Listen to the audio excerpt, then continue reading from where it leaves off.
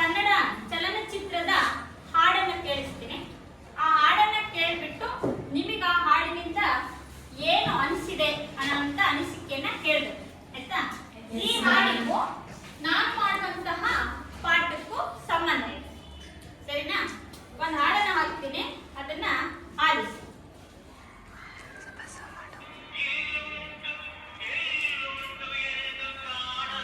ಕೇಳಿಸ್ತಿದ್ಯಾ?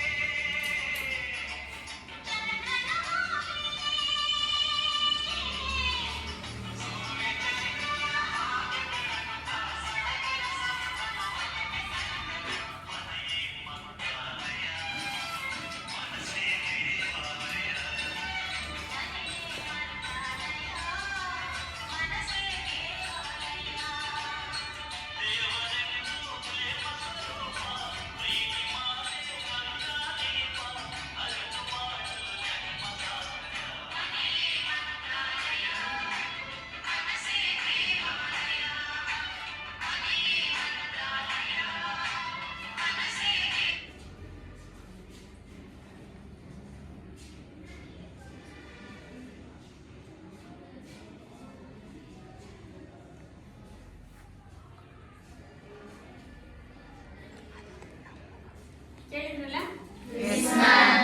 ಹೇಗೆ ಅನಿಸ್ತು ಹಾಡು?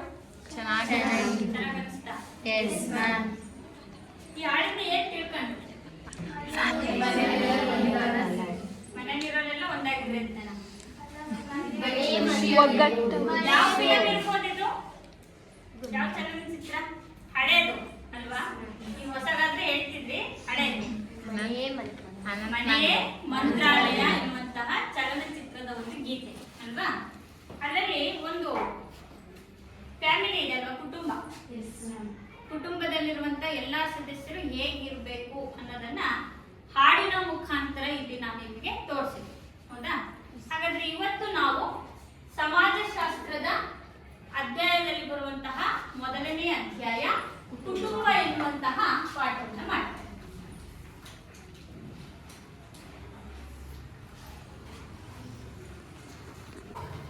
ಸಮಾಜಶಾಸ್ತ್ರದ ಮೊದಲನೇ ಅಧ್ಯಾಯ ಕುಟುಂಬ ಎನ್ನುವಂತಹ ಪಾಠವನ್ನ ಮಾಡೋಣ.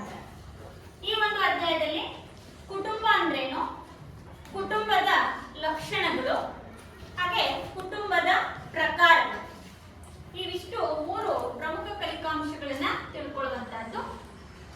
ನಮಗೆಲ್ಲ ಗೊತ್ತಿದೆ, ನಾವೆಲ್ಲರೂ ಕೂಡ ವಾಸಿಸ್ತಾ ಇರೋದು ಎಲ್ಲಿ? ಮನೆಯಲ್ಲಿ. ಮನೆಯಲ್ಲಿ ಯಾರ್ಯಾರು ಇರ್ತಾರೆ? ಅಪ್ಪ, ಅಮ್ಮ, ಅಜ್ಜ, ಅಜ್ಜಿ ಅಲ್ವಾ? ಚಿಕ್ಕಪ್ಪ, ದೊಡ್ಡಪ್ಪ, ದೊಡ್ಡಮ್ಮ ಎಲ್ಲರೂ ವಾಸಿಸ್ತಾರಲ್ವಾ?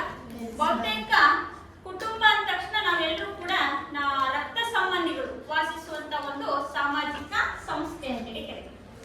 ಹಾಗಾದ್ರೆ ಒಂದು ಕಡೆ ರವೀಂದ್ರನಾಥ ಟ್ಯಾಗೂರ್ ಅವರು ಹೇಳ್ತಾರೆ, ಇಡೀ ವಿಶ್ವವೇ ಒಂದು ಕುಟುಂಬ, ನಾವೆಲ್ಲ ಕುಟುಂಬದ ಸದಸ್ಯರು ಅಂತೀವಿ. ಇಡೀ ವಿಶ್ವ ಅಂದ್ರೇನು? ಪ್ರಪಂಚ.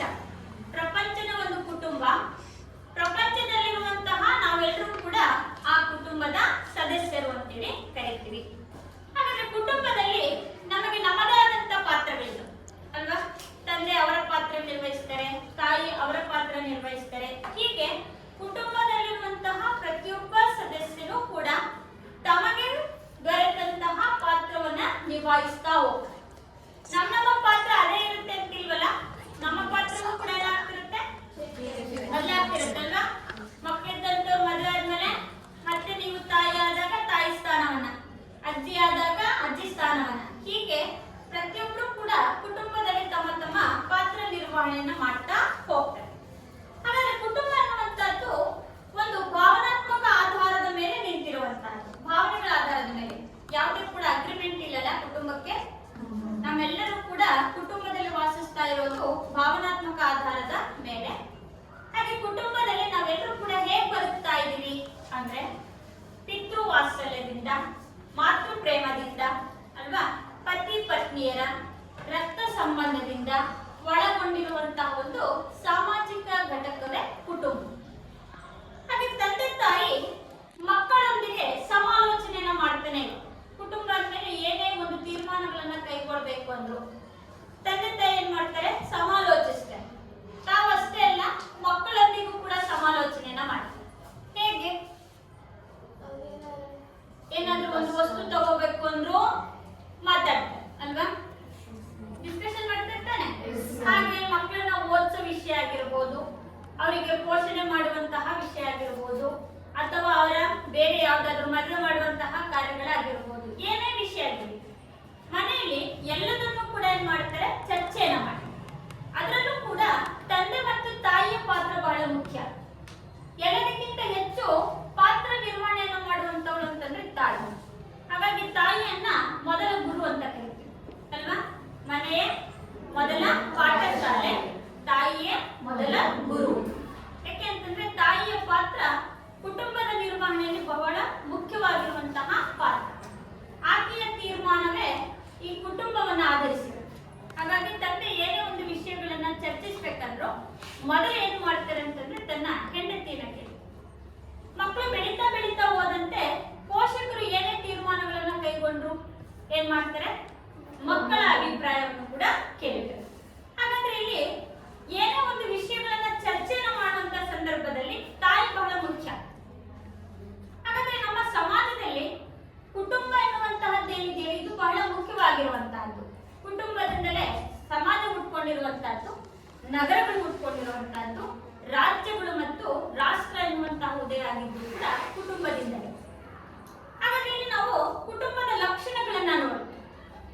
ಕುಟುಂಬ ಒಂದು ಸಾರ್ವತ್ರಿಕವಾಗಿರುವಂತಹ ಸಂಸ್ಥೆ ಅಂತ. ಕುಟುಂಬ ಎನ್ನುವಂತಹದ್ದು ಕೇವಲ ನಮ್ಮ ದೇಶದಲ್ಲಿ ಅಷ್ಟೇ ಅಲ್ಲ, ಸರ್ವವ್ಯಾಪಿ ಅಂತ. ಏನ್ ಸರ್ವವ್ಯಾಪಿ ಅಂದ್ರೆ ಎಲ್ಲಾ ಕಡೆ ಕುಟುಂಬಗಳಿವೆ.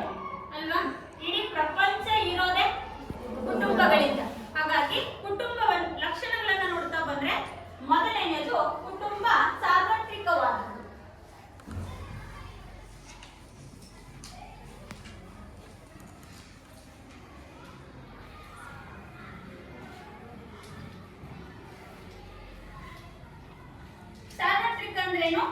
ಇದು ಸಮಾಜದ ಎಲ್ಲಾ ಘಟಕಗಳಲ್ಲೂ ಕೂಡ ನಾವೇನ್ ಮಾಡ್ತಾ ಇದ್ದೀವಿ? ಕುಟುಂಬವನ್ನ ನೋಡ್ತಾ ಇದ್ದೀವಿ. ಇನ್ನ ಎರಡನೇದು, ಕುಟುಂಬ ಸಮಾಜದ ಒಂದು ಕೇಂದ್ರ ಅಂತ ಕರೀತಾರೆ.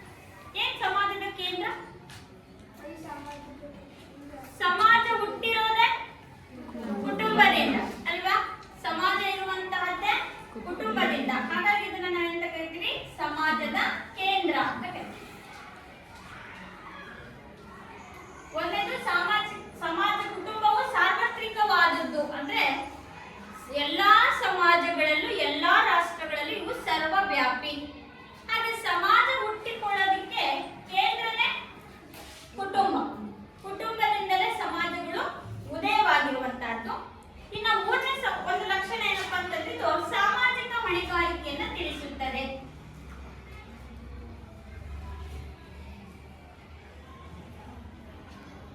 ಸಾಮಾಜಿಕ ಹೊಣೆಗಾರಿಕೆ. ಏನ್ ಸಾಮಾಜಿಕ ಹೊಣೆಗಾರಿಕೆ ಅಂದ್ರೆ?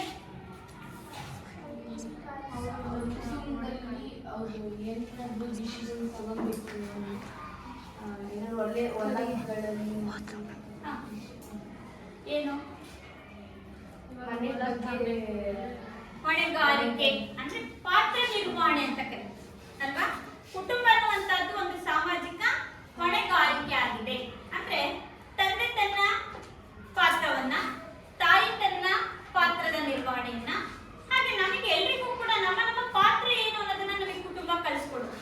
ಈಗ ನಿಮ್ಮ ಮನೆಯಲ್ಲಿ ನೀವೆಲ್ಲ ಕೆಲಸ ಮಾಡ್ತಿರಲ್ಲಪ್ಪ, ನಿಮ್ ಕೆಲಸಗಳನ್ನ ನೀವೇ ಮಾಡ್ತಿರಲ್ವಾ? ಅದು ಹೊಣೆಗಾರಿಕೆ. ಹಾಗೆ ಕುಟುಂಬ ಸಮಾಜದಲ್ಲಿ ಹೇಗಿರ್ಬೇಕು ಅನ್ನೋದನ್ನ ಕಲಿಸುತ್ತೆ.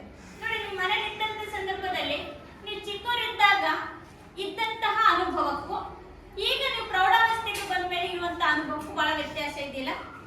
ಚಿಕ್ಕವರಿದ್ದಾಗ ನೀವು ಎಲ್ ಬೇಕಾದ್ರೂ ಹೋಗ್ಬೋದಿತ್ತಲ್ಲ, ಯಾರ ಮನೆಗಾದ್ರೂ ಹೋಗ್ಬೋದಿತ್ತು, ಹೇಗ್ ಬೇಕಾದ್ರೂ ಇರ್ಬೋದಿತ್ತು.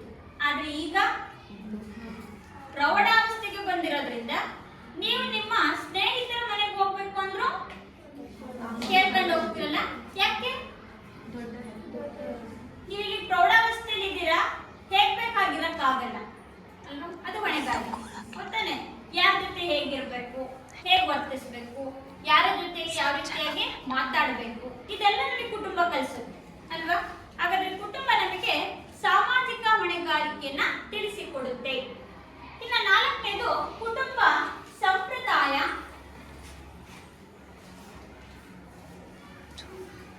ನೈತಿಕ ನಿಯಮ ಮತ್ತು ವರ್ತನೆಗಳನ್ನು ತಿಳಿಸುತ್ತೆ. ಹಾಗಾದ್ರೆ ನೈತಿಕ ನಿಯಮ, ಸಂಪ್ರದಾಯ, ಕುಟುಂಬದಿಂದ ನೋಡಿ ನಮ್ಮ ಹಿರಿಯರು ಮಾಡ್ಕೊಂಡು ಬಂದಂತಹ ಸಂಪ್ರದಾಯಗಳನ್ನ ನಾವೇನ್ ಮಾಡ್ತೀವಿ? ಅದನ್ನ ಪಾಲಿಸ್ಕೊಂಡು ಹೋಗ್ತೀವಿ. ಹೌದಾ? ಇದೆಲ್ಲಿಂದ ಕಲ್ತಿದ್ದು? ಕುಟುಂಬದಿಂದ. ನೈತಿಕ ಮೌಲ್ಯಗಳು ಅಂತ ಕರಿತೀವಿ, ನೈತಿಕ ನಿಯಮಗಳು ಅಂತ ಕರಿತೀವಿ. ಹೌದಾ? ಉದಾಹರಣೆಯಾಗಿ ಹಿರಿಯರನ್ನ ಗೌರವಿಸೋದಾಗಿರ್ಬೋದು, ಅಥವಾ ದುರ್ಬಲರನ್ನ ಸಹಾಯ ಮಾಡೋದಾಗಿರ್ಬೋದು, ಕಷ್ಟದಲ್ಲಿರುವಂತವರನ್ನ ಸಹಕರಿಸೋದಾಗಿರ್ಬೋದು, ಇವೆಲ್ಲ ನೈತಿಕ ಮೌಲ್ಯಗಳನ್ನ ಕಲಿಸೋದು ಕೂಡ ಕುಟುಂಬನೇ. ಇನ್ನು ಕುಟುಂಬದಲ್ಲಿ ನಾವು ವರ್ತನೆಗಳನ್ನ ನಮ್ದು ನಿಯಂತ್ರಿಸುತ್ತೆ.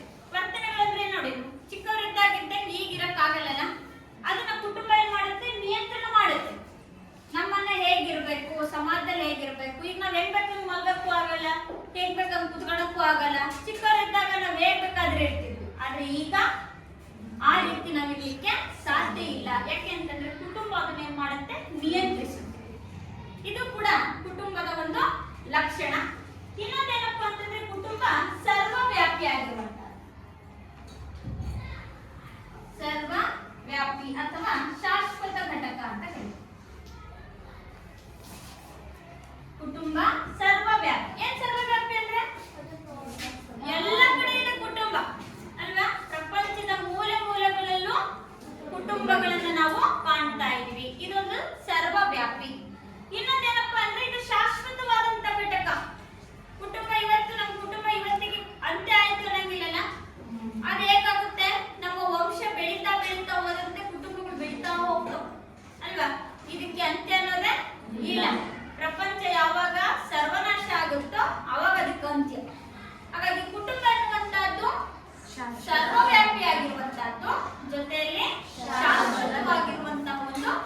ಕುಟುಂಬವಾಗಿದೆ. ಇದು ನಮ್ಮ ವಂಶ ಪಾರಂಪರ್ಯ ಅಂತ ನಾವೇನ್ ಕರಿತೀವಿ. ನಮ್ಮ ವಂಶ ಬೆಳೀತಾ ಬೆಳೀತಾ ಹೋದಂತೆ ಕುಟುಂಬವು ಕೂಡ ಏನಾಗ್ತಿರುತ್ತೆ, ಬೆಳೀತಾ ಹೋಗುತ್ತೆ. ಇದನ್ನ ನಾವು ಕುಟುಂಬದ ಲಕ್ಷಣಗಳು ಅಂತ ಕರಿತೀವಿ. ಒಂದನೇದು ಕುಟುಂಬ ಸಾರ್ವತ್ರಿಕವಾದದ್ದು, ಸಮಾಜದ ಕೇಂದ್ರವಾಗಿದೆ, ಸಾಮಾಜಿಕ ಹೊಣೆಗಾರಿಕೆಯನ್ನು ಒಳಗೊಂಡಿದೆ, ಸಂಪ್ರದಾಯ ನೈತಿಕ ಮೌಲ್ಯಗಳು ಮತ್ತು ವರ್ತನೆಗಳನ್ನ ನಿಯಂತ್ರಿಸುತ್ತೆ. ಇದೊಂದು ಸರ್ವವ್ಯಾಪಿಯಾಗಿರುವ ಶಾಶ್ವತವಾದಂತಹ ಒಂದು ಘಟಕ ಅಂತ ಹೇಳಿ ಕರೀತೀವಿ. ಹಾಗಾದ್ರೆ ಇಲ್ಲಿ ನಾವು ಕುಟುಂಬದಲ್ಲಿ ಯಾರನ್ನು ನೋಡ್ತೀವಿ ಅಂತ ಹೇಳಿದ್ವಿ, ತಂದೆ ತಾಯಿ ಮತ್ತು ಮಕ್ಕಳು ಅಲ್ವಾ. ಹಾಗಾದ್ರೆ ಈ ಕುಟುಂಬದಲ್ಲಿ ತಂದೆ ತಾಯಿ ಮಕ್ಕಳು ಇರ್ತಾರಲ್ವಾ, ಅದಕ್ಕಿಂತ ಮುಂಚಿತವಾಗಿ ಈ ವಿವಾಹ ಅನ್ನೋದಿದೆಯಲ್ಲ, ಇದನ್ನ ನಾವು ಒಂದು ಸರ್ವಕಾಲಿಕ ಸರ್ವವ್ಯಾಪಿ ಮನ್ನಣೆಯನ್ನು ಹೊಂದಿರುವ ಸಂಸ್ಥೆ ಅಂತ ಕರೀತೀವಿ. ಕುಟುಂಬ ಬೆಳೆಯೋದೇ ವಿವಾಹ ಆದ ನಂತರ ಅಲ್ವಾ. ಹಾಗಾಗಿ ಇದನ್ನ ನಾವು ಸಮಾಜವು ಸರ್ವ ಮನ್ನಣೆಯನ್ನ ಸರ್ವವ್ಯಾಪಿ ಮನ್ನಣೆಯನ್ನ ಹೊಂದಿರುವಂತ ಒಂದು ಸಾಮಾಜಿಕ ಸಂಸ್ಥೆ ಅಂತ ಕರೀತೀವಿ ವಿವಾಹ. ವಿವಾಹ ಆದ ನಂತರ ತಂದೆ ಮತ್ತು ತಾಯಿಯ ಕೆಲಸ ಏನು ಅಂತಂದ್ರೆ ಮಕ್ಕಳ ಪೋಷಣೆಯನ್ನು ಮಾಡುವಂತಹದ್ದು, ಮಕ್ಕಳನ್ನ ಸಾಕುವಂತಹದ್ದು, ಜೊತೆಯಲ್ಲಿ ಮಕ್ಕಳ ಪೋಷಣೆ ಆಗಿರ್ಬೋದು, ಶಿಕ್ಷಣದ ವ್ಯವಸ್ಥೆ ಆಗಿರ್ಬೋದು, ಅವರನ್ನ ಸಾಕುವಂತಹ ರೀತಿ ಆಗಿರ್ಬೋದು, ಎಲ್ಲದನ್ನೂ ಕೂಡ ನಾವಿಲ್ಲಿ ಏನ್ ಮಾಡ್ತೀವಿ, ನೋಡ್ತಾ ಹೋಗ್ತೀವಿ. ಮದುವೆ ಆದ ನಂತರ ಪತಿಯ ಕೆಲಸ ಏನು ಅಂತಂದ್ರೆ ಹೆಂಡತಿ ಮತ್ತು ಮಕ್ಕಳನ್ನ ಪೋಷಣೆ ಮಾಡೋದು ಅವನ ಕರ್ತವ್ಯ ಅಲ್ವಾ. ನಿಮ್ಮನ್ನ ಸಾಕೋರು ಯಾರು? ನಿಮ್ಮ ತಂದೆ ಅಲ್ವಾ. ನಿಮ್ಮ ತಾಯಿಯನ್ನ ಮತ್ತೆ ನಿಮ್ಮನ್ನ ನೋಡ್ಕೊಳ್ಳುವಂತ ಜವಾಬ್ದಾರಿ ಅಪ್ಪಂದು. ನಿಮ್ಮನ್ನ ನೋಡ್ಕೊಳ್ಳೋ ಜವಾಬ್ದಾರಿ ಅಮ್ಮ ಮತ್ತೆ ಅಪ್ಪಂದು ಅಲ್ವಾ. ತಂದೆಯ ಜವಾಬ್ದಾರಿ ಹೆಂಡತಿ ಮಕ್ಕಳನ್ನ ಪೋಷಣೆ ಮಾಡೋದು, ತಂದೆ ಮತ್ತು ತಾಯಿಯ ಜವಾಬ್ದಾರಿ ಮಕ್ಕಳ ಪೋಷಣೆಯನ್ನ ಮಾಡುವಂತಹದ್ದು, ಹೌದಾ. ಅದೇ ರೀತಿಯಾಗಿ ಬಾಲ್ಯಾವಸ್ಥೆಯಲ್ಲಿ ನಿಮ್ಮನ್ನ ನಿಮ್ಮ ತಂದೆ ತಾಯಿ ನೋಡ್ಕೊಳ್ತಾರೆ, ಹೌದಾ. ಅವರು ಮುಪ್ಪಿಗೆ ಬಂದಾಗ ಅಥವಾ ಅವರಿಗೆ ವಯಸ್ಸಾದಾಗ, ನಿಮ್ಮ ತಂದೆ ತಾಯಿರು ವೃದ್ಧರಾದಾಗ ಅವರನ್ನ ನೋಡ್ಕೊಳ್ಳೋ ಕೆಲಸ ಯಾರು? ಅಲ್ವಾ. ಹಾಗಾದ್ರೆ ನಾವೀಗ ಸಮಾಜದಲ್ಲಿ ನೋಡ್ಕೊಳ್ತಿದ್ದೀವ? ಇಲ್ಲ. ಅವ್ರನ್ನ ಏನ್ ಮಾಡ್ತಿದೀವಿ ಈಗ? ಅನಾಥಾಶ್ರಮ ಅಲ್ಲ, ವೃದ್ಧಾಶ್ರಮ. ಅನಾಥಾಶ್ರಮ ಬೇರೆ, ವೃದ್ಧಾಶ್ರಮ ಬೇರೆ ಅಲ್ವಾ. ಅವ್ರ ನಾವೀಗ ಏನ್ ಮಾಡ್ತಿದ್ವಿ? ವೃದ್ಧಾಶ್ರಮ ಬಿಟ್ಟು ಬರ್ತೀವಿ. ಯಾಕೆ? ಯಾಕೆ? ಸಣ್ಣ ಮಕ್ಳ ತರ ಆಡ್ತಾರೆ. ನೀವು ಸಣ್ಣ ಮಕ್ಳ ತರ ಆಡ್ಬೇಕಾದ್ರೆ ನಿಮ್ಮನ್ನ ನೋಡ್ಕೊಳ್ಳಿಲ್ವಾ? ನೋಡ್ಕೊಂಡಿರ್ತಾನೆ. ನಿಮ್ಮ ಎಲ್ಲ ಆಟನ ನೀವೇನ್ ಕೇಳಿದ್ರೆ ಅದನ್ನ ಅಲ್ವಾ, ನೀವೇನ್ ಮಾಡಿದ್ರೆ ಅದನ್ನ ಎಲ್ಲದನ್ನು ಕೂಡ ಸಹಿಸ್ಕೊಂಡಿರ್ತಾರೆ. ಆದ್ರೆ ವಯಸ್ಸಾದ್ಮೇಲೆ ನಾವು ಅವರನ್ನ ಸಹಿಸ್ಕೊಳಕ್ ಆಗ್ತಿಲ್ಲ ಅಲ್ವಾ.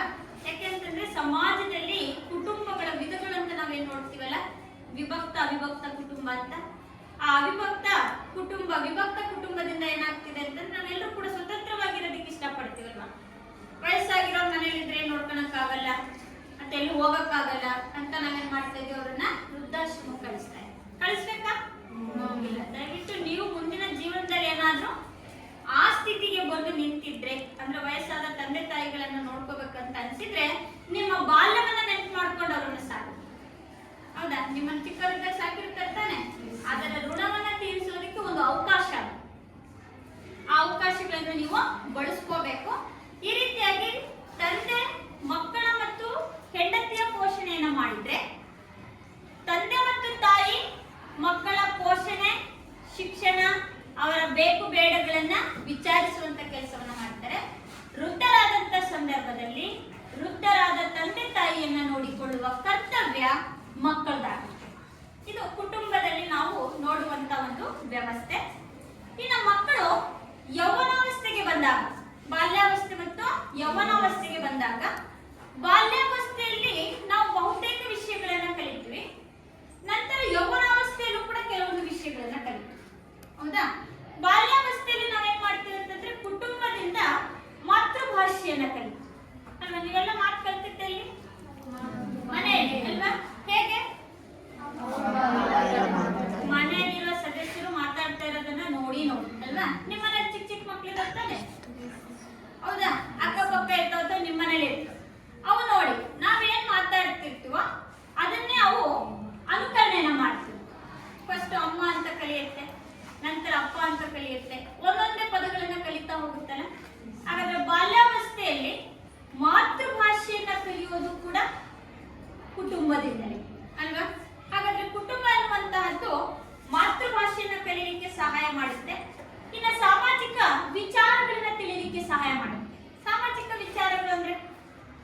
ಸಮಾಜದಲ್ಲಿ ಹೇಗಿರ್ಬೇಕು, ಯಾವ ರೀತಿ ನಡ್ಕೋಬೇಕು, ನಮ್ಮ ವರ್ತನೆಗಳು ಹೇಗಿರ್ಬೇಕು, 4 ಜನ ಬಂದಾಗ ಹೇಗಿರ್ಬೇಕು, ಮನೆಯಲ್ಲಿ ಹಿರಿಯರಿದ್ದಾಗ ಹೇಗಿರ್ಬೇಕು, ಸಣ್ಣ ಮಕ್ಕಳನ್ನ ಯಾವ ರೀತಿ ನೋಡ್ಕೋಬೇಕು, ನಮ್ಗಿಂತ ದೊಡ್ಡವರನ್ನ ಹೇಗೆ ಸಂಸ್ಕಾರದಿಂದ ನೋಡ್ಕೋಬೇಕು, ಇವೆಲ್ಲ ಸಾಮಾಜಿಕ ವಿಚಾರಗಳನ್ನ ನಾವು ತಿಳಿತೀವಿ.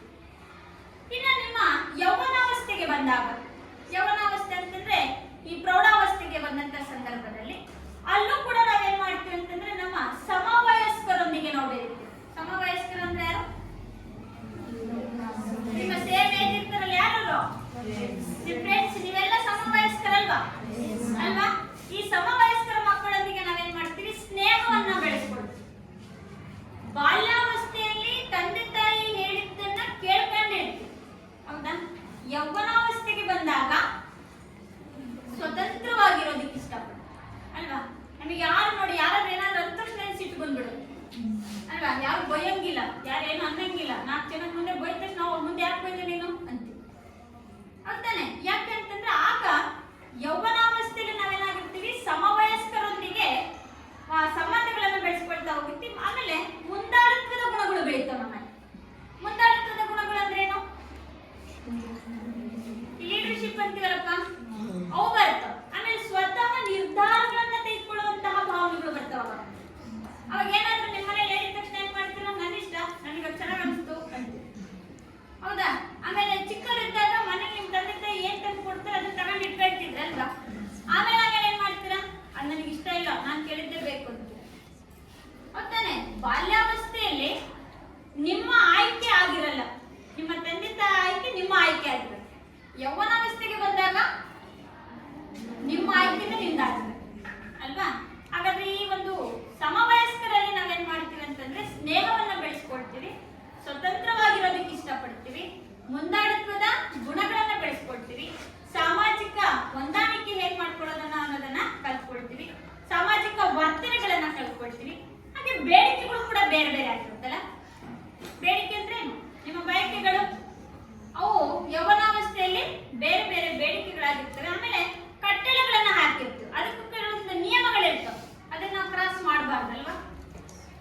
ಚಿಕ್ಕವರಿದ್ದಾಗ ನೀವು 10 ಗಂಟೆಗೆ ಬಂದ್ರು ಯಾರು ಏನು ಅಂತಿರ್ಲಿಲ್ಲ.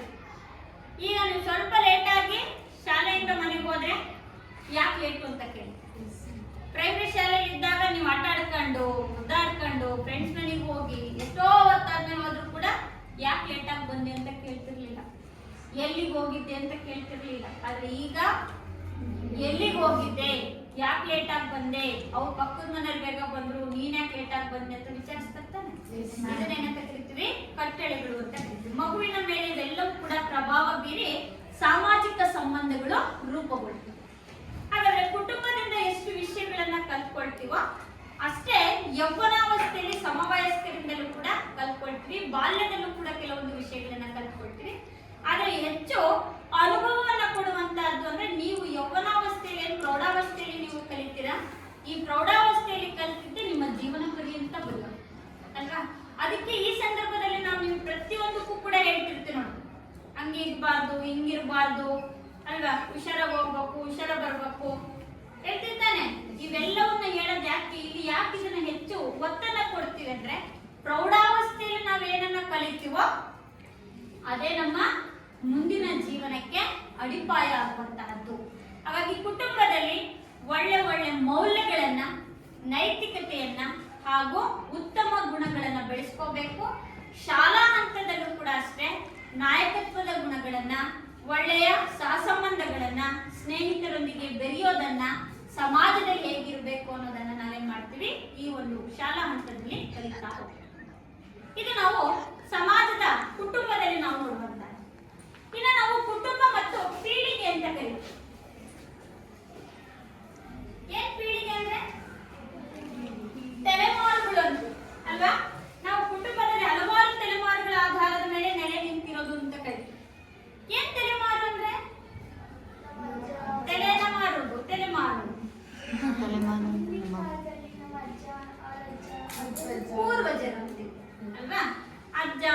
ಈಗ ಉದಾಹರಣೆಗೆ ನಿಮ್ಮ ಮನೆಯಲ್ಲಿ ಅಜ್ಜ ಅಜ್ಜಿ ಇದ್ದೀರಾ, ಅಪ್ಪ ಅಮ್ಮ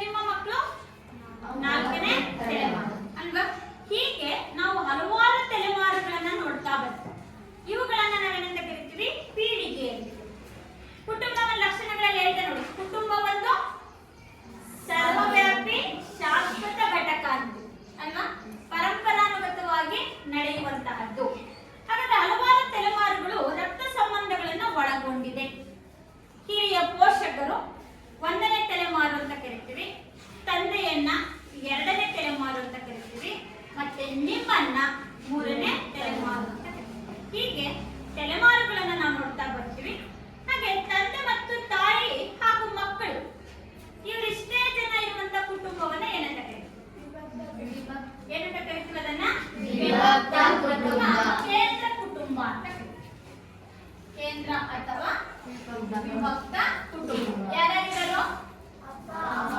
ತಂದೆ ತಾಯಿ ಮಕ್ಕಳು ಮಾತ್ರ ಇರುವಂತಹ ಕುಟುಂಬವನ್ನ ಏನಂತ ಕರಿತೀವಿ? ವಿಭಕ್ತ ಅಂತ ಕರಿತೀವಿ. ಇನ್ನು ತಂದೆ ತಾಯಿ ಮಕ್ಕಳು ಮೊಮ್ಮಕ್ಕಳಿದ್ರೆ ಅವಿಭಕ್ತ ಕುಟುಂಬ ಅಂತ ಕರಿತೀವಿ. ಹಾಗಾದ್ರೆ ಇಲ್ಲೊಂದು ಚಿತ್ರವನ್ನ ತೋರಿಸ್ತೀವಿ, ಕಾಣಿಸ್ತಿದ್ಯಾ?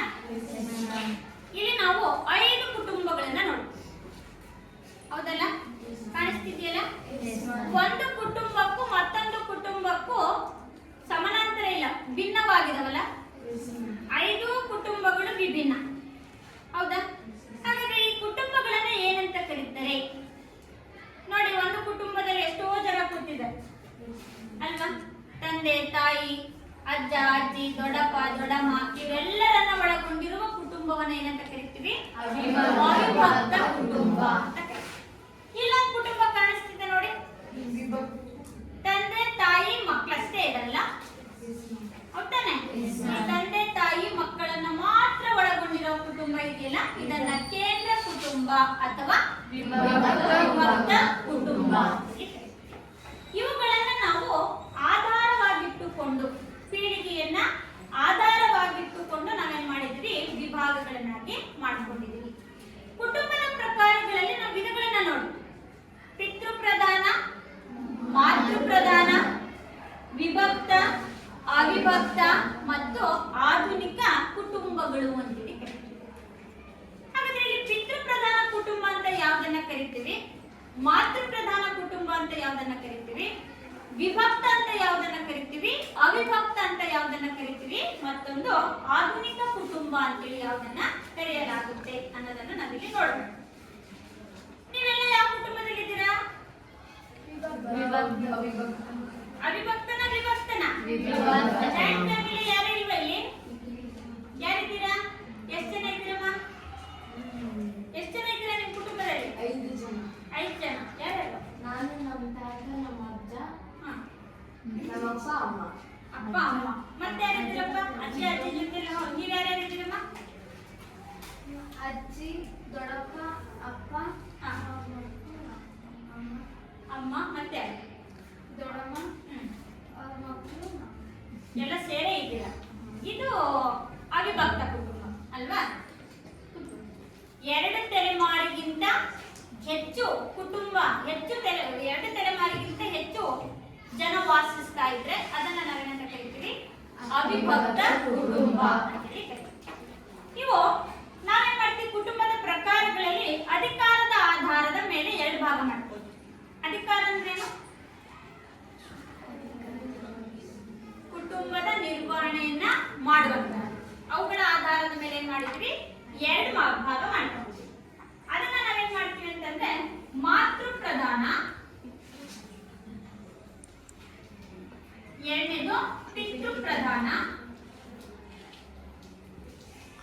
ಇನ್ನೊಂದು ಕೇಂದ್ರ ಕುಟುಂಬ ಅಂತ ಕರೀತಾರೆ. ಏನ್ ಮಾತೃ ಪ್ರಧಾನ ಅಂದ್ರೆ? ಇವೆಲ್ಲ ಆಮೇಲೆ ಹೇಳ್ತೀನಿ. ಕೇಂದ್ರ ಕುಟುಂಬ, ಅವಿಭಕ್ತ ಕುಟುಂಬ, ವಿಭಕ್ತ ಕುಟುಂಬದ್ದು. ಮಾತೃ ಪ್ರಧಾನ ಅಂದ್ರೇನು? ತಾಯಿಯೇ ಕುಟುಂಬದ ಯಜಮಾನಿಯಾಗಿದ್ದು ಹಣಕಾಸಿನ ಆಸ್ತಿಯ ಎಲ್ಲಾ ವ್ಯವಹಾರಗಳು ತಾಯಿಯೇ ನಿರ್ವಹಿಸ್ತಾ ಇದ್ರೆ ಅದನ್ನ ನಾವೇನಂತ ಕರಿತೀವಿ? ಮಾತೃ ಪ್ರಧಾನ ಕುಟುಂಬ ಅಂತ ಕರಿತೀವಿ. ಮಾತೃ ಪ್ರಧಾನ ಕುಟುಂಬ ಈಗ ನಮ್ಮ ಸಮಾಜದಲ್ಲಿ ಇಲ್ಲ, ಏಕೆಂದ್ರೆ ಭಾರತ ಒಂದು ಪುರುಷ ಪ್ರಧಾನ ಸಮಾಜ. ಗಂಡು ಮಕ್ಕಳಿಗೆ ಹೆಚ್ಚು ಅಧಿಕಾರವನ್ನ ಕೊಟ್ಟಿರೋದ್ರಿಂದ ಪುರುಷ ಪ್ರಧಾನ ಅಂತ ಕರಿತೀವಿ.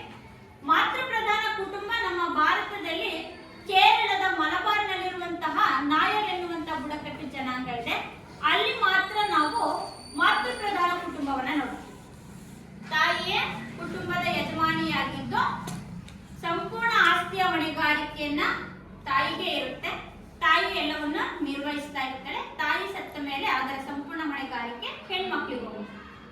ಪಿತೃ ಪ್ರಧಾನ ಕುಟುಂಬ ಅಂತಂದ್ರೆ ತಂದೆಯೇ ಕುಟುಂಬದ ಯಜಮಾನನಾಗಿದ್ದು ಕುಟುಂಬದ ಸಮಸ್ತ ಅಧಿಕಾರವು ತಂದೆಯೇ ನಿರ್ವಹಿಸುತ್ತಿದ್ದು ಆಸ್ತಿಯ ವ್ಯವಹಾರದ ಸಂಪೂರ್ಣ ಹೊಣೆಗಾರಿಕೆ ಅವನಿಗೆ ಸೇರಿದ್ರೆ, ತಂದೆಗೆ ಸೇರಿದ್ರೆ ಅದನ್ನ ನಾವೇನಂತ ಕರಿತೀವಿ? ಪಿತೃ ಪ್ರಧಾನ ಕುಟುಂಬ. ನಮ್ದೆಲ್ಲ ಪಿತೃ ಪ್ರಧಾನ ಕುಟುಂಬನೇ ಅಲ್ವಾ? ಭಾರತ, ಚೀನಾ, ಈಜಿಪ್ಟ್ ಈ ರಾಷ್ಟ್ರಗಳಲ್ಲಿ ಈಗಲೂ ಕೂಡ ಪ್ರಾರಂಭದಿಂದ ಈಗಲೂ ಕೂಡ ಪಿತೃ ಪ್ರಧಾನ ಕುಟುಂಬದ ವ್ಯವಸ್ಥೆಯನ್ನೇ ಕಾಣ್ತಾ ಇದ್ದೀವಿ. ಇನ್ನು ನಾವು ವಿವಾಹದ ಆಧಾರದ ಮೇಲೂ ಕೂಡ ನೋಡ್ತೀವಿ. ಏಕಪತ್ನಿತ್ವ, ಏಕಪತಿತ್ವ ಮತ್ತು ಬಹುಪತ್ನಿತ್ವ ಅಂತ ಕರೀತೀವಿ. ಏಕಪತ್ನಿತ್ವ ಅಂದ್ರೆ ಒಬ್ಬ ಪುರುಷ ಒಬ್ಬ ಮಹಿಳೆಗೆ ಮದುವೆ ಆಗುವುದು, ಅದನ್ನೇನಂತ ಕರಿತೀವಿ? ಏಕಪತ್ನಿತ್ವ. ಏಕಪತಿತ್ವ ಅಂದ್ರೆ ಸರಿ, ಬಹುಪತ್ನಿತ್ವ ಅಂದ್ರೆ ಬಹುಪತ್ನಿತ್ವ ಒಬ್ಬ ಪುರುಷ ಒಂದಕ್ಕಿಂತ ಹೆಚ್ಚು ವಿವಾಹವಾದ್ರೆ ಅದನ್ನೇನಂತ ಕರಿತೀವಿ? ಬಹುಪತ್ನಿತ್ವ. ಬಹುಪತಿತ್ವ ಅಂದ್ರೇನು? ಬಹುಪತಿತ್ವ ಒಬ್ಬ ಮಹಿಳೆ ಒಂದಕ್ಕಿಂತ ಹೆಚ್ಚು ಮದುವೆ ಆದ್ರೆ ಅದನ್ನೇನಂತ ಕರಿತೀವಿ? ಬಹುಪತಿತ್ವ ಅಂತ ಕರಿತೀವಿ. ಅರ್ಥ ಆಯ್ತಲ್ಲ? ಇದು ವಿವಾಹದ ಆಧಾರದ ಮೇಲೆ. ಅಧಿಕಾರದ ಆಧಾರದ ಮೇಲೆ ಮಾತೃ ಪ್ರಧಾನ, ಪಿತೃ ಪ್ರಧಾನ. ಹಾಗೆ ವಿವಾಹದ ಆಧಾರದ ಮೇಲೆ ಏಕಪತಿತ್ವ, ಸರಿ, ಏಕಪತ್ನಿತ್ವ, ಬಹುಪತ್ನಿತ್ವ, ಬಹುಪತಿತ್ವ ಅಂತೇಳಿ ಕರೀತೀವಿ. ಗಾತ್ರದ ಆಧಾರದ ಮೇಲೆ ಅವಿಭಕ್ತ, ವಿಭಕ್ತ. ಗಾತ್ರ ಜನಸಂಖ್ಯೆ, ಕುಟುಂಬದಲ್ಲಿ ವಾಸಿಸುವ ಜನಸಂಖ್ಯೆ ಆಧಾರದ ಮೇಲೆ ಕೇಂದ್ರ ಕುಟುಂಬ ಅಥವಾ ವಿಭಕ್ತ ಕುಟುಂಬ ಅಂತ ಕರಿತೀವಿ, ಅಥವಾ ಇನ್ನೊಂದನ್ನ ಅವಿಭಕ್ತ ಕುಟುಂಬ ಅಂತ ಕರಿತೀವಿ. ಆಧುನಿಕ ಕುಟುಂಬ ಅಂತ ನಾವೇನ್ ಕರಿತಿದೀವಲ್ಲ, ಆಧುನಿಕ ಕುಟುಂಬ, ಕೇಂದ್ರ ಕುಟುಂಬ, ವಿಭಕ್ತ ಕುಟುಂಬ ಎಲ್ಲ ಒಂದೇ ಅಲ್ವಾ? ಇಲ್ಲಿ ತಂದೆ ತಾಯಿ ಮತ್ತು ಅವಿವಾಹಿತ ಮಕ್ಕಳು ಮಾತ್ರ ಇರ್ತಾರೆ. ಅವಿವಾಹಿತ ಅಂದ್ರೆ ಮದುವೆ ಆಗದೆ ಇರೋರು, ಅವರು ಮಾತ್ರ ಈ ಕುಟುಂಬದಲ್ಲಿ ವಾಸಿಸ್ತಾರೆ. ತಂದೆ ತಾಯಿ ಮತ್ತು ಅವಿವಾಹಿತ ಮಕ್ಕಳು ಮಾತ್ರ ಇರುವಂತಹದ್ದು. ಇದನ್ನ ವಿಸ್ತೃತ ಕುಟುಂಬ, ಕೇಂದ್ರ ಕುಟುಂಬ, ವಿಭಕ್ತ ಕುಟುಂಬ ಅಂತ ಕೂಡ ಕರಿತೀವಿ. ಇಲ್ಲಿ ನಾವು ಸಾಮಾಜಿಕ ಮೌಲ್ಯಗಳನ್ನ ನೋಡ್ತೀವಿ. ಆಮೇಲೆ ಈ ಕುಟುಂಬ ಹೆಚ್ಚಾಗಿ ಕಾಣ್ತಾ ಇದೆ. ನಾವು ಆಧುನಿಕ ಕೇಂದ್ರ ಕುಟುಂಬಗಳು ಈಗ ಜಾಸ್ತಿ ಅಲ್ಲ, ಯಾರು ಕೂಡ ಮನೆ ಜಾಯಿಂಟ್ ಫ್ಯಾಮಿಲಿ ಇರೋದಕ್ಕೆ ಇಷ್ಟಪಡಲ್ಲ. ಯಾಕೆ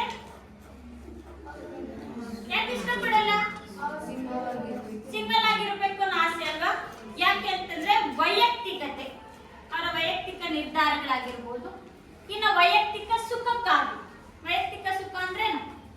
ನಮ್ಮ ಲೈಫ್ ನಾವು ಚೆನ್ನಾಗಿ ಲೀಡ್ ಮಾಡ್ಕೋಬೇಕಪ್ಪ, ನಮ್ಮಷ್ಟಕ್ಕೆ ನಾವಿರ್ಬೇಕು, ಯಾರ ಸವಸನೂ ಬೇಡ ಅಲ್ವಾ, ನಾವು ಚೆನ್ನಾಗಿರ್ಬೇಕು ಅನ್ನೋ ವೈಯಕ್ತಿಕ ಸುಖಕ್ಕೋಸ್ಕರ ಆಧುನಿಕ ಕೇಂದ್ರ ಕುಟುಂಬಗಳು ಜಾಸ್ತಿ ಆಗ್ತಿದ್ದಾವೆ. ಇನ್ನು ಸ್ವಯಂ ತೃಪ್ತಿಗಾಗಿ, ಕೂಡು ಕುಟುಂಬದಲ್ಲಿದ್ರೆ ನಮಗೆ ಸ್ವತಂತ್ರ ಇರೋದಿಲ್ಲ, ನಮಗೆ ಬೇಕಾದಂತಹ ಬಯಕೆಗಳನ್ನ ಈಡೇರಿಸ್ಕೊಳಕ್ಕಾಗಲ್ಲ ಅನ್ನುವಂತ ಉದ್ದೇಶದಿಂದ. ಇನ್ನು ಆಸ್ತಿ ಪಾಲ್ ಮಾಡ್ಕೋಬೇಕಲ್ಲ, ಜಾಯಿಂಟ್ ಫ್ಯಾಮಿಲಿ ಇದ್ರೆ ಆಸ್ತಿ ಪಾಲಾಗಲ್ಲ, ಆಗಲ್ಲ. ಒಂದೇ ಎಲ್ಲ ಆಸ್ತಿ ಒಂದೇ ಹತ್ರ ಇರುತ್ತೆ, ಎಲ್ಲರೂ ಕೆಲಸ ಮಾಡ್ಬೇಕು, ದುಡಿಮೆ ಮಾಡ್ತಿರ್ಬೇಕು, ಜೀವನ ಮಾಡ್ತಿರ್ಬೇಕು. ಆದ್ರೆ ನಮ್ಮ ಆಸ್ತಿ ನಮಗೆ ಬರ್ಲಿ ಅಂತ ನಾವೇನ್ ಮಾಡ್ತೀವಿ? ಡಿವೈಡ್ ಆಗ್ತೀವಿ ಅಲ್ವಾ? ಪ್ರತ್ಯೇಕ ಕುಟುಂಬಗಳನ್ನ ಮಾಡ್ಕೊಳ್ತೀವಿ.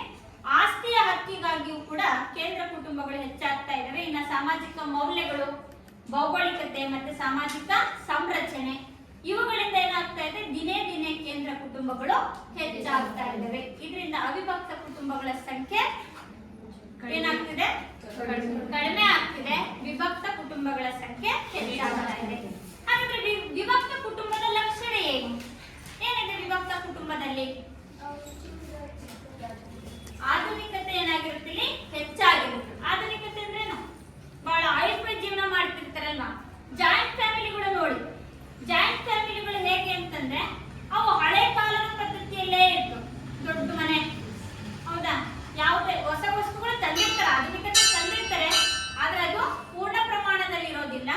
ಆದ್ರೂ ಕೂಡ ನಾವೇನ್ ಮಾಡ್ತಿರ್ತೀವಿ? ಅಲ್ಲಿ ವಾಸಿಸ್ತೇವೆ.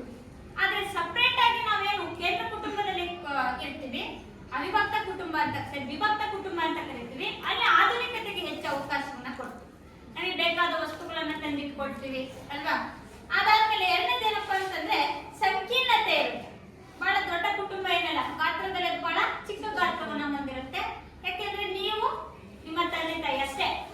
ಈಗಿರುವಂತ ಕುಟುಂಬಗಳು ಇದು ಸ್ಮಾಲ್ ಅಲ್ಲ, ತಂದೆ ತಾಯಿ ಒಂದೇ ಮಗು, ಅದು ಗಂಡಾಗ್ಲಿ ಹೆಣ್ಣಾಗ್ಲಿ ಎರಡೆರಡು ಇದ್ದು ಅದನ್ನ ಕುಟುಂಬ ಅಂತ ಅಲ್ವಾ. ಆದ್ರೂ ಇದು ಗಾತ್ರದಲ್ಲಿ ಚಿಕ್ಕದಾಗಿದೆ. ಜೊತೆ ಏನಪ್ಪ ಅಂದ್ರೆ ಸಡಿಲ ಸಾಮಾಜಿಕ ನಿಯಂತ್ರಣ, ಯಾರು ಕೂಡ ಕಂಡೀಷನ್ ಅನ್ನ ಮಾಡಲ್ಲ. ಕೂಡು ಕುಟುಂಬದಲ್ಲಿ ಇದ್ರೆ, ಜಾಯಿಂಟ್ ಫ್ಯಾಮಿಲಿ ಇದ್ರೆ ದೊಡ್ಡವರು ಏನ್ ಟಿವಿ ನೋಡ್ತಿರ್ತಾರೋ ಅದನ್ನೇ ನಾವು ನೋಡ್ತೀವಿ, ಹೌದಾ? ಯಾರು ಕೂಡ ಚೇಂಜ್ ಮಾಡಂಗಿಲ್ಲ, ಯಾಕಂದ್ರೆ ಹಿರಿಯರು ಏನ್ ನೋಡ್ತಾರೆ ಅದನ್ನೇ ನೋಡ್ಬೇಕು. ಯಾವುದೇ ಒಂದು ಸಾಮಾಜಿಕ ಸ್ವತಂತ್ರ ನಮಗೆ ಅಲ್ಲಿ ಇರೋದಿಲ್ಲ. ಎಲ್ಲಿ? ಅವಿಭಕ್ತ ಕುಟುಂಬದಲ್ಲಿ. ವಿಭಕ್ತ ಕುಟುಂಬದಲ್ಲಿ ನಮಗೆ ಯಾವುದೇ ಸಾಮಾಜಿಕ ನಿಯಂತ್ರಣಗಳಿಲ್ಲ. ನನಗೆ ಹೇಗ್ ಬೇಕೋ ಹಾಗೆ ನಾವೇನ್ ಮಾಡಬಹುದು, ವಾಸಿಸಬಹುದು. ನನಗೆ ಯಾವ ರೀತಿ ಮನಸ್ಸಿಗೆ ಅನ್ಸುತ್ತೋ ಆ ರೀತಿ ಜೀವನವನ್ನ ಮಾಡಬಹುದಾಗಿದೆ. ಇನ್ನೊಂದೇನಪ್ಪ ಅಂದ್ರೆ ಸದಸ್ಯರು ಹೆಚ್ಚಿನ ಸ್ವಾತಂತ್ರ್ಯವನ್ನ ಬಯಸ್ತಾರೆ. ಹೆಚ್ಚಿನ ಸ್ವಾತಂತ್ರ್ಯ ಅಂದ್ರೆ ಏನು? ಅಮ್ಮ ಇವತ್ತು ನನಗೆ ಈ ತಿಂಡಿ ಮಾಡ್ಕೊಡಮ್ಮ ಅಂತ ಹೇಳಿದ್ರೆ ಅವ್ರ ತಿಂಡಿ ಅದು ರೆಡಿ ಇರುತ್ತಲ್ವಾ. ಜಾಯಿಂಟ್ ಫ್ಯಾಮಿಲಿ ಆದ್ರೆ ಅವ ಇವತ್ತು ನಾನು ಉಪ್ಪಿಟ್ಟಿನ ನನಗೆ ಚಿತ್ರಾನ್ನ ಮಾಡ್ಕೊಡು ಅಂದ್ರೆ ಎಲ್ರಿಗೂ ಮಾಡಿದ್ರೆ ನಿನಗೊಂದು ಸರಿ ಇನ್ನೊಂದ್ಸರಿ ಮಾಡ್ಬೇಕು ಆಗಲ್ಲ. ನೀವು ಹಿಂಗೇನ್ ಮಾಡಿದ್ರೆ ನಾನೇನೋ ಊಟ ಮಾಡ್ಕೊಂಡು ಹೋಗ್ಬಾರ್ದು. ಯಾಕಂತಂದ್ರೆ ಸಪ್ರೇಟ್ ಆಗಿ ಮಾಡಿದ ತಕ್ಷಣ ಸದಸ್ಯರಲ್ಲಿ ಏನಾಗುತ್ತೆ, ವೈಮನಸ್ಸು ಉಂಟಾಗುತ್ತೆ. ಹಾಗಾಗಿ ಈ ಕೇಂದ್ರ ಕುಟುಂಬದ ಲಕ್ಷಣ ಏನಪ್ಪಾ ಅಂತಂದ್ರೆ ಇದು ಗಾತ್ರದಲ್ಲೇ ಚಿಕ್ಕದಾಗಿರುತ್ತೆ, ಮತ್ತೆ ಸಾಮಾಜಿಕ ನಿಯಂತ್ರಣಗಳಿರೋದಿಲ್ಲ, ಸ್ವತಂತ್ರವಾಗಿರ್ಬೋದು. ಇನ್ನ ಸಂಕೀರ್ಣತೆಯನ್ನ ನೋಡ್ತೀವಿ, ಮತ್ತೆ ಆಧುನಿಕತೆಯನ್ನ ನಾವಿಲ್ಲಿ ಪಾಲಿಸ್ತೀವಿ. ಇದು ನಮ್ಮ ಕೇಂದ್ರ ಕುಟುಂಬದ ಲಕ್ಷಣಗಳು. ಇದು ದಿನೇ ದಿನೇ ಯಾಕೆ ಹೆಚ್ಚಾಗ್ತಾ ಇದೆ ಅಂತಂದ್ರೆ ವೈಯಕ್ತಿಕತೆಗೆ, ವೈಯಕ್ತಿಕ ಸುಖಕ್ಕಾಗಿ, ಆಸ್ತಿಯ ಹಂಚಿಕೆಗಾಗಿ ಇರ್ಬೋದು, ಸಾಮಾಜಿಕ ಮೌಲ್ಯಗಳಿಗೆ ಮತ್ತು ಮತ್ತೆ ಅದಕ್ಕೆ ಸ್ವತಂತ್ರಕ್ಕಾಗಿ, ನಮ್ಮ ವೈಯಕ್ತಿಕ ಸ್ವತಂತ್ರಕ್ಕಾಗಿ ನಾವೇನ್ ಮಾಡ್ತಾ ಇದ್ವಿ, ಕೇಂದ್ರ ಕುಟುಂಬಗಳು ಹೆಚ್ಚಾಗ್ತಿದೆ. ಇನ್ನು ನೆಕ್ಸ್ಟ್ ಕ್ಲಾಸ್ ಅಲ್ಲಿ ಅವಿಭಕ್ತ ಕುಟುಂಬ ಅಂದ್ರೇನು, ಅವಿಭಕ್ತ ಕುಟುಂಬದ ಲಕ್ಷಣಗಳೇನು ಅನ್ನೋದನ್ನ ಮುಂದಿನ ತರಗತಿಯಲ್ಲಿ